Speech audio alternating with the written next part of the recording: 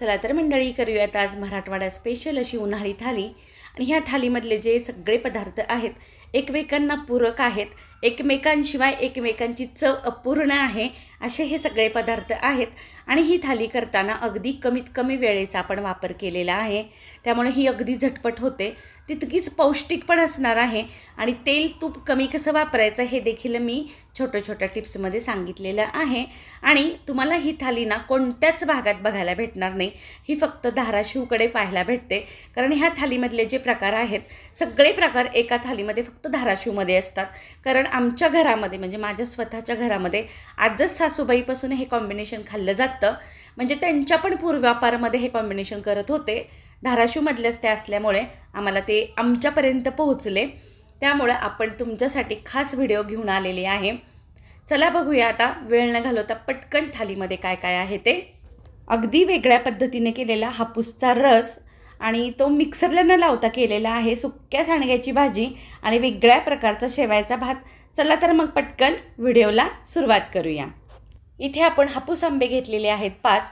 हे आणल्यानंतर मी पाण्यात भिजू घातले, जेणेकरून त्याचा जो चीक असतो ना तो पाण्यात घातल्यानंतर निवळतो, म्हणजे चीक चांगला स्वच्छ झाला पाहिजे। अर्धा ते 1 तास आपण पाण्यामध्ये हे आंबे भिजवत ठेवायचे आहेत। आणि तोपर्यंत आपण आता भाजीची तयारी करूयात। तर काय केलं, कढईमध्ये तेल घालून घेतलं थोडंसं, अर्धा पळी, त्यामध्ये घातले हे सांडगे। हे सांडगे आपण मटकीच्या डाळीचे केलेले आहेत आणि उन्हाळी कामाची जी आपली सिरीज आहे त्यामध्ये मी हा व्हिडिओ अपलोड केलेला आहे, पाहिला नसेल तर नक्की पहा। अतिशय खमंग आणि पौष्टिक असे सांडगे झालेले आहेत बरं का आपले। आणि छान भाजून घ्यायचे तेलावरती, नंतर ते काढून घ्यायचे। त्याच कढईमध्ये परत तेल घातलं, जिरे मोहरी कढीपत्त्याची फोडणी करून घेतली, थोडंसं हिंग देखील घातलं आणि त्यामध्ये घातला जाडसर चिरलेला कांदा। इथे कांदा अजिबात बारीक चिरायचा नाही आहे, थोडंसं जाडजाडच चिरायचं, त्याने चव छान येते। कांदा छान परतून घ्यायचा आपल्याला गुलाबी रंगावरती आणि घालायचं आपल्याला लसूण आणि कोथिंबीरीचं वाटण, जे मी खलबत्त्यात कुटलं होतं। आता कसं राहतं, मिक्सरमध्ये कुटलेल्याची चव खरंच वेगळी येते, खलबत्त्यामध्ये कुटलेलीची वेगळी येते, कारण तो अनुभव आहे म्हणून मी नेहमी सांगते। लसूण आणि कोथिंबीर परतल्यानंतर घातलं चवीनुसार मीठ आणि नंतर घातलं गावरान टोमॅटो। हे गावरान टोमॅटो आपल्या अंगणातल्या झाडाचं आहे, ह्याच्यामुळे चव एकदम भन्नाट येते बरं का। आणि छान परतून घेतल्यानंतर त्यामध्ये घातलं काळा एसूर, थोडीशी धणेजिरे पावडर, हळद आणि छान मिक्स करून घेतलं, म्हणजे परतून घेतलं। आणि इथे घातलं आपण थंड पाणी 1 ते 1.5 ग्लास। आता आपण गरम पाणी घातलेलं नाही आहे, कारण ह्या पाण्याला आपण उकळी येऊ देणार आहोत आणि नंतरच सांडगा घालणार आहोत। आणि पाण्याला छान उकळी आल्यानंतर त्यामध्ये घातलं 2 चमचे भाजलेल्या शेंगदाण्याचं कूट। कूट नेहमी पाण्याला उकळी आल्यानंतरच घालायचं, त्यामुळे चव एकदम भारी येते, थंड पाण्यामध्ये कूट घालायचं नाही।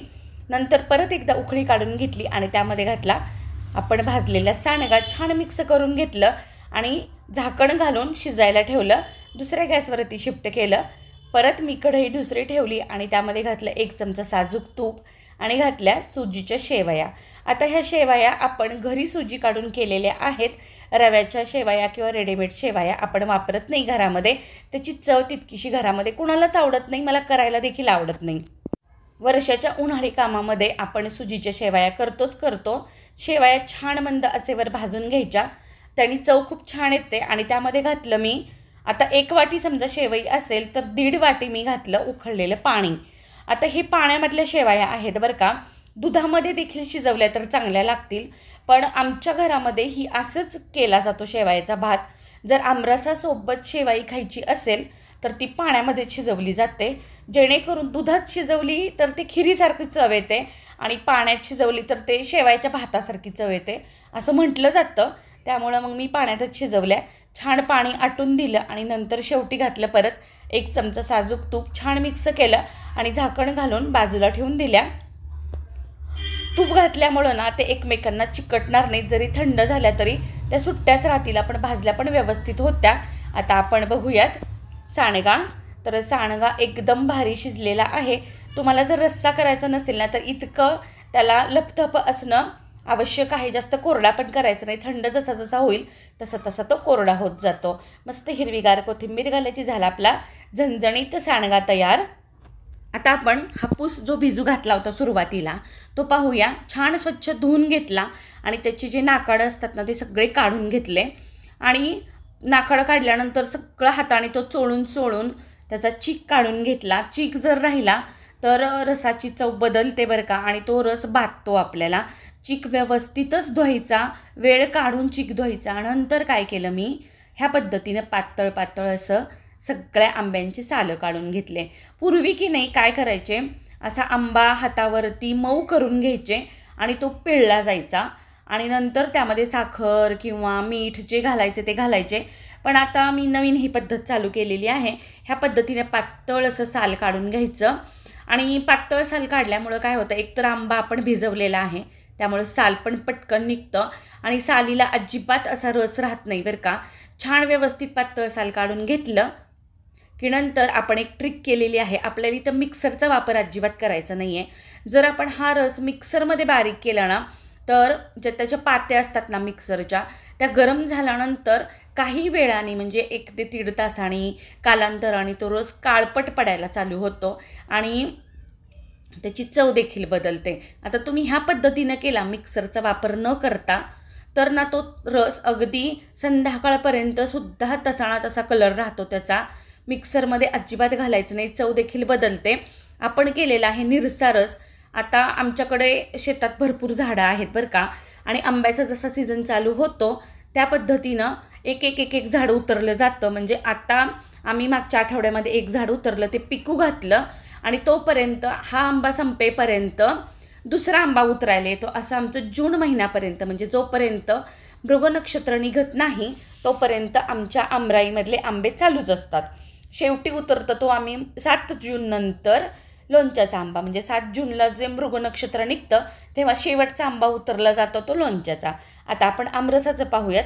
सगळी सालं काढून घेतल्यानंतर जी पुरणाची चाळणी असते की नाही, ती चाळणी एका भांड्यावर ठेवली आणि ह्या पद्धतीने सगळ्या गरासहित कोळी अशा गाळून घेतल्या मी. अगदी 5 मिनिटात होतात बरं का. आपल्याला वाटेल आता पुरणाची चाळणीनं कसं गाळलं जाईल, तर तुम्ही पाहताल सगळे आंबे मी व्यवस्थित असे छान घासून मऊसूत असा खाली त्याचा रस गळालेला आहे, एकदम मऊसूत. मला रवीची सुद्धा म्हणजे रवीनं घुसळायची सुद्धा आवश्यकता पडलेली नाही. एकदम मऊसूत असा सगळा रस गाळला गेला आणि कलर तर जसा ना तसा राहिला बरं का. जर आपण साखर घातली ना तरी पण कलर बदलतो आणि मिक्सरला फिरवलं तरी पण कलर बदलतो. आंबे आपले गोडच असल्यामुळे इथे आपण साखरेचा करणारच नाही आहोत रस. तुमची इच्छा असेल थोडीशी साखर घातली तरी काही हरकत नाही. जर एखादा आंबा आंबट निघाला ना तर तुम्ही घालू शकतात. पण हा हापूस आंबा आहे आणि भरपूर असा गोडीला चांगला असल्यामुळे आपण साखर न घालता हा आमरस केलेला आहे. आणि तुम्ही पाहताल मी कोय दाखवली, अगदी क्लीन अशी कोय आपली झालेली आहे. छान मिक्स करून घेतलं, अगदी मऊसूत एकसारखा आपला रस गाळला गेलेला आहे. तुम्ही पाहताल साखर न घालता फक्त चिमूटभर मीठ घातलं आणि छान मिक्स करून घेतलं. झाला आपला निरसा रस तयार. आणि काय केलं होतं मी, पापडाला तळण्यापेक्षा ना ह्या पद्धतीनं तेल लावून घेतलं आणि छान असं आपल्या तव्यावरती भाजून घेतलं. जे चपात्याला आपण तवा ठेवला होता त्या गरम तव्यावरती आपण पापड भाजून घेतला. नेहमीपेक्षा काहीतरी वेगळं, आणि पापडामुळे आपली थाली पण भरपूर अशी पूर्ण झालेली आहे. एकदम भन्नाट असा आपला पापड भाजला गेला. आणि तुम्ही पाहताल कुठेही हा वाकडा पण झाला नाही. जर आपण डायरेक्ट गॅसवर भाजला असता तर त्याचं तेल करपलं असतं, म्हणून मी तव्यावरती भाजला. नंतर मी गुबगुबीत मऊसूत अशा सगळ्या चपात्या करून घेतल्या. चपात्याची कणिक छान भिजल्यानंतर ह्या पद्धतीने मऊसूत अशा चपात्या होतात. आणि आता आपण ताट वाढायला घेऊ. तर सुरुवातीला काकडीशिवाय उन्हाळ्याचं ताट अपूर्ण आहे. नंतर आपण भाजलेला म्हणा किंवा तळलेला म्हणा पापड, सुक्की सांडग्याची भाजी, नंतर केला होता आपण तूप घातलेला शेवयाचा भात आणि आंबरसाचं टेक्स्चर बघताल तुम्ही, एकदम मऊसूत आलेला आहे आणि तो पाहता क्षणी खावासा वाटेल इतका त्याचा रंग देखील छान आलेला आहे. नंतर मऊसूत गुबगुबीत अशा चपात्या.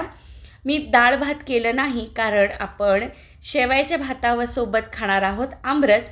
त्यामुळे आमच्याकडे धाराशिवकडे की नाही शेवयाचा भात केला की त्यासोबत आमरसच खाल्लं जातं. साधा भात अजिबात कुणाच्याच घरी बनत नाही.